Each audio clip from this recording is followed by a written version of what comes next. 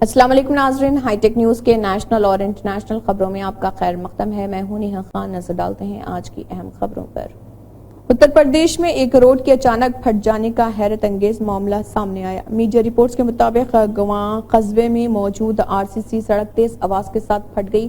دھماکہ جیسی آواز سن کر آس پاس کے لوگ ڈر گئے اور گھروں سے باہر نکل کر دیکھا تو انہیں ٹوٹی ہوئی سڑک دکھائی دی۔ بتایا جا رہا ہے کہ قصبہ گواں انوپ شہر راستے میں نکھاسا بازار کے قریب 4 سال قبل اس سڑک کی تعمیر کی گئی تھی۔ 27 مئی کی دوپہر تقریباً 2 بجے سڑک تیز آواز کے ساتھ پھٹ گئی تھی اور زمین سے تقریباً 10 انچ اوپر اٹھ گئی۔ سڑک پھٹنے کے بعد اسے دیکھنے والوں کی بھیڑ جمع ہو گئی۔ نگر پنچایت گواں کی EOT اور ڈپٹی کلکٹر وندنا مشرا نے بتایا کہ سڑک کی مدت کار 5 سال تک ہے۔ یہ سڑک کیوں پھٹی، اس سلسلے میں جانچ کرانے کا فیصلہ کیا گیا۔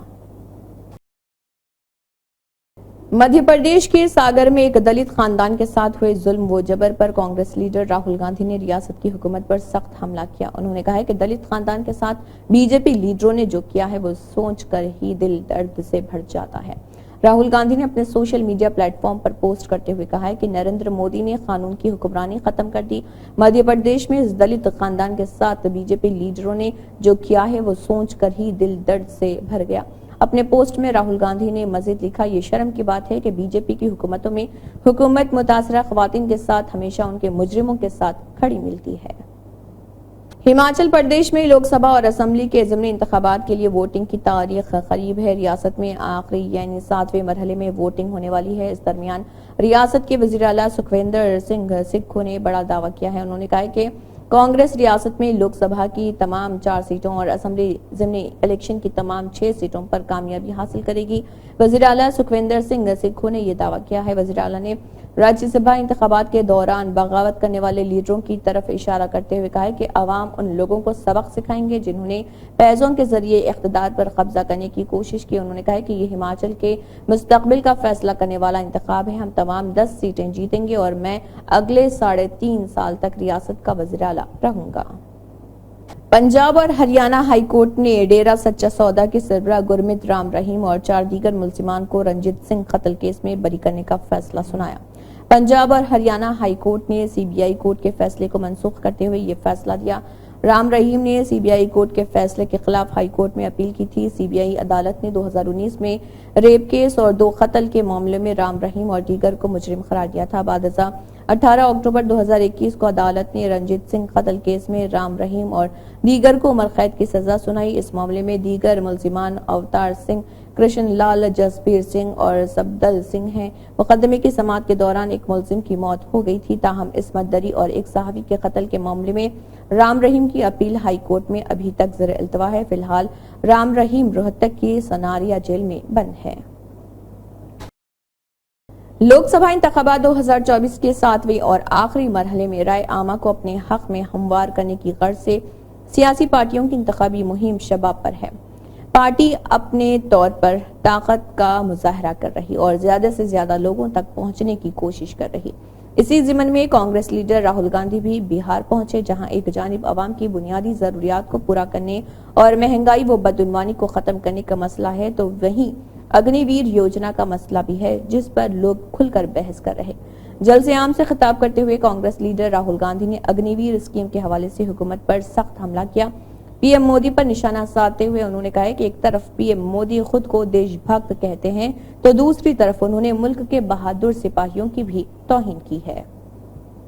میزورم میں ایزول کے مضافات میں پتھر کی کان منہدم ہونے سے 5 افراد ہلاک اور متعدد لاپتہ ہو گئے۔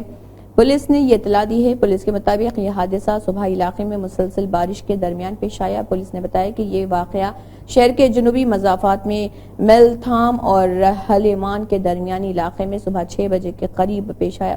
ان کے مطابق ایک لاش نکالی گئی ہے جبکہ کئی دیگر افراد ملبے تلے دبے ہوئے ہیں۔ پولیس کا کہنا ہے کہ ریسکیو آپریشن جاری رہا لیکن مسلسل بارش کی وجہ سے یہ کام متاثر ہوا۔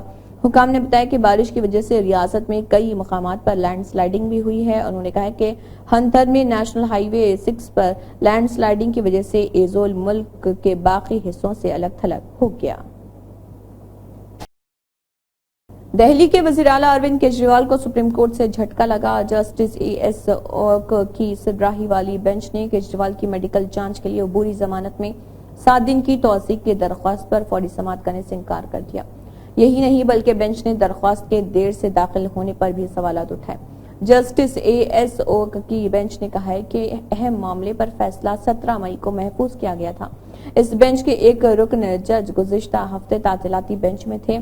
اس وقت آپ نے یہ مطالبہ کیوں نہیں کیا؟ تعطیلاتی بینچ نے کیجریوال کے وکیل ابھیشیک منو سنگھوی سے کہا ہے کہ وہ سماعت کی درخواست چیف جسٹس سے کریں۔ وزیر اعلیٰ کیجریوال کو 21 مارچ کو ای ڈی نے دہلی کے مبینہ آبکاری پالیسی گھوٹالے میں منی لانڈرنگ کے الزام میں گرفتار کیا تھا۔ دہلی این سی آر میں ہیٹ ویو کا زبردست اثر دیکھا جا رہا۔ آئی ایم ڈی کے مطابق 31 مئی تک ہیٹ ویو کا اثر سب سے زیادہ دیکھنے کو ملے گا۔ آئین اسی کے مطابق گرمی نے ریکارڈ توڑ دیا ہے اور درجہ حرارت 46 ڈگری سیلسیس سے تجاوز کر گیا ہے۔ آئی ایم ڈی درجہ حرارت 46 ڈگری سے تجاوز کر سکتا ہے کہا۔ رات کے وقت بھی کم سے کم درجہ حرارت 30 سے 31 ڈگری کے آس پاس رہتا ہے جو عام دن کی طرح گرم ہے۔